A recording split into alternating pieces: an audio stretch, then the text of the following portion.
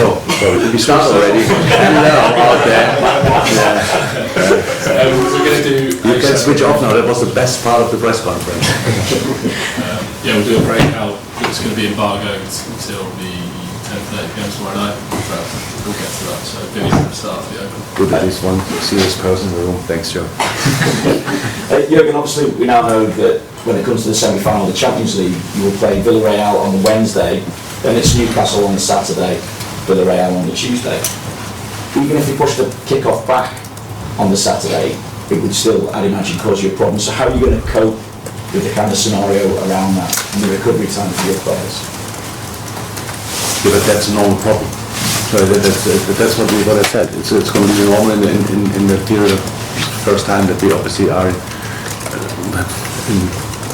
semi-finals of two competitions, stuff like this. So that's our problem. I have no problem with that.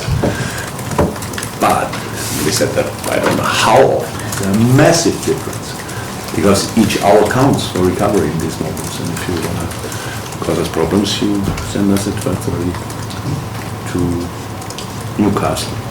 And I don't understand it because I can understand that people want to see a football game between Newcastle and Liverpool, but I don't see why you should.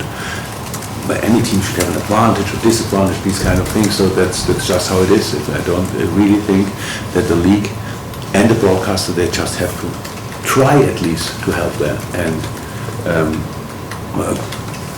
we will see. I didn't hear anything yet about that. Nobody from BT contacted me yet. But I would say common sense will tell you that it's probably the right thing to do to move the game slightly backwards. Looking at last night, it looked as though Manchester City faced a bit more of an intense affair than you did at Anfield. Could there be any kind of advantage for you going into this game against Manchester City when you look at what potentially went on in Madrid and how much that game could have taken out of them? I don't know. I didn't see the full game. I saw a few highlights. Some of them obviously after the game. We had it last week before Face City. We had the away game and arrived then in the middle the next day. You're right. We slept there. We stayed there overnight. So traveling is intense. Definitely will give us an advantage. I have no idea, but we will see that. It was for both teams. Both games were intense, but I didn't see the complete game from last night from City yet. We'll do that this afternoon, and maybe I could tell you more, but in this moment, I don't know. It is the third time we've faced each other this season, though. You could feasibly still meet in the final of the Champions League as well, but both games have finished 2-2 in the Premier League so far. Can you actually surprise each other anymore? Not just a surprise. I think we all think a lot about these kind of games. We have to. So I think City was really strong last week, and we were not at our best. So I would like to see a game when we are at our best as well. So it would be interesting. So let's give it a try. Maybe that would be a surprise. All of a sudden we are good, and so there's a lot of good stuff in the game. But I really think we have a couple of positions we really are able to perform on a completely different level. So I think we should give that a try. And then it's a cup game. One-off means if it's 2-2 again, it's 120 minutes, and then if it stays there 2-2, then it goes to penalty shootout. It's crazy. That would be really crazy. That go all the way. But honestly, I really like that. I want to have 12 games from now on until the end of the season. I want to be in the finals and all this kind of thing. It's not about that. It's just it's tough and makes it not easier, but it's anyway. But still the best schedule to have, because it means you are in all competition as long as somehow possible, and that's why I'm really looking forward to the game. Wembley is a big pitch. Wow. So we have to cover a lot of grass and to run a lot and to close big gaps and all these kind of things, but I think it will be cool. Of course, both teams will use the last game for their analyze, of course, and we will see who used it better. Yeah, because you play each other so many times, do you notice, you talk about wanting to surprise them, but do you notice any little differences every time you come up against Manchester City in opposition? Over the years, yes, of course. So I think we had some decent counter-attacks in the past. Then I think Pep decided, like, fullbacks were not allowed to pass the halfway line anymore, stuff like this. And these kind of things, it's normal. We do similar stuff. It makes no sense to talk about it. So we try to deny them as well.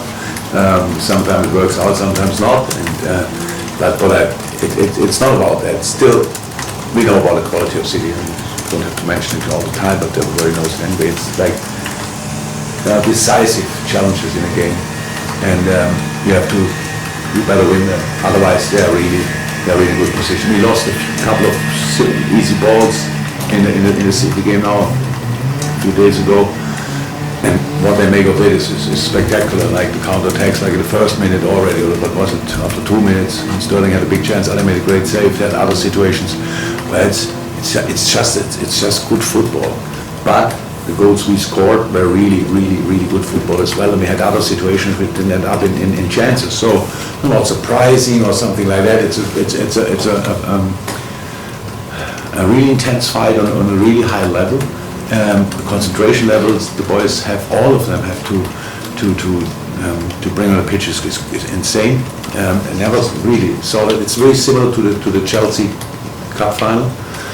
We had 120 minutes. It's like unbelievable how intense it was in all aspects. So that's why it's so interesting. And on top of it, it was still a good game, because when tactical things match each other from time to time, it's like, okay, that's tactically really interesting, but for the neutral, horribly boring. And that happened rarely. It's now in games between City and us, and that's good for all the fans who will watch it. And one more, if I may, because you talked about Benfica coming to Anfield and full throttle, and you've just spoken about, the match against Chelsea being at Wembley in the final. Do you risk everything, or do you treat it? Can it be treated as a final, even though it's just a semi-final? It has to be treated like a final. We have to all. In either world, we have 12 games. That means all of we only have 12 games with the 10 around. We treat like finals. So that's how it is pretty much, and that's how we approach it already since January, since we started this mission. And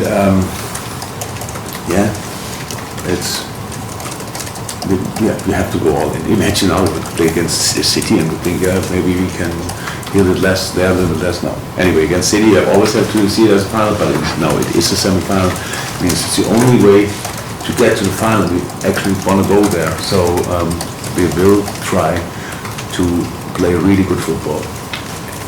What would be then, in the best scenario, successful. James?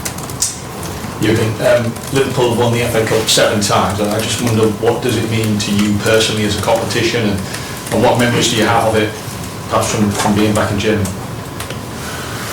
Germany was quite a lot in the final, but we all know I tend to lose finals from time to time, so we didn't win them all as often as I would have wished. But massive competition, I think, massive competition. Spoke about that before. So it's obviously so far we couldn't we didn't even go to the semis yet. So it's first experience in the semi-final with Wembley. But better late than never. And now we are there, and it means everything to us, to be honest. We want to, I hope all people can get to Manchester. We didn't speak about that, to Manchester, to London. We didn't speak about that anymore. It's still the same issue, I think. Yeah. The trains stopped already, or they will stop just 5 minutes tomorrow. Tomorrow it's finished. It's great time. Hope they can make it, and then we have the atmosphere, a semi-final between Liverpool and City deserves. Have you practiced penalties? We do that quite frequently, not only around any cup games. Could have been necessary last night as well. So the boys should still know which colour they want to choose. A card at the back. Very good. I think yesterday was only the third time, excluding cup games, that you'd not started Mo this season. I'm just wondering what told you that you didn't have to start. What do you hope that rest will have done for him, and how will it help him going forward? The reason for more not starting is easy.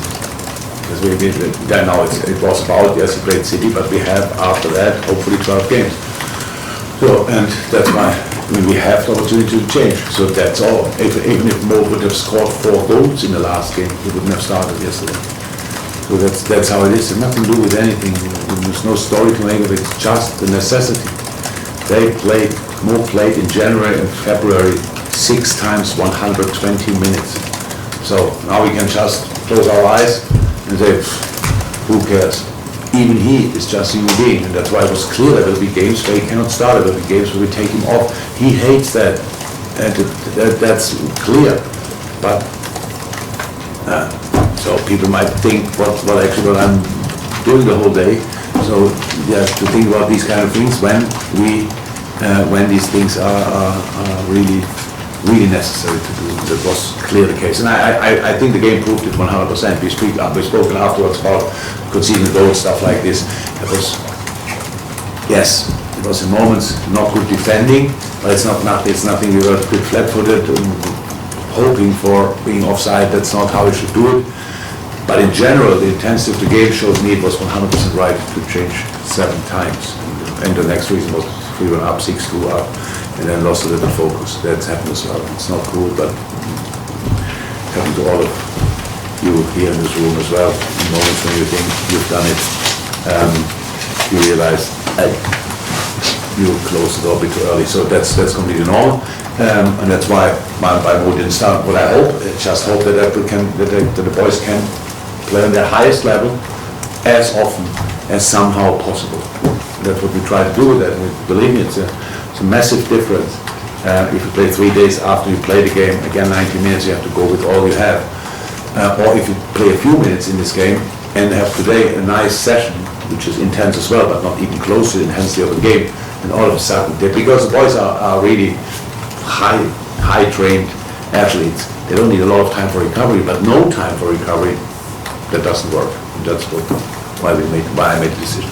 Do you think he was feeling that workload then? Do you think Mo was feeling the effects of that workload in January and February? No, there's nothing conscious. It's not like this that you think, it's just logical. It's easy. If you sleep 4 nights in the week, only 2 hours, you think, oh, I'm fine, until the 5th day you get a knock. So that's how it is, and that's what footballers as well. They are completely in the tunnel. They want to play. Want to be successful, win everything. These kind of things. That's what they want to do. That's why I don't ask players, are you tired? No. Why? Do I look like? All this kind of things. So no, it's not just I have to make decisions without talking a lot. Just make it and then deal with it. Go from there. My responsibility, right or wrong. But yes, we could. Yes, there's 7 players who started 4 days ago now, didn't start last night. Great.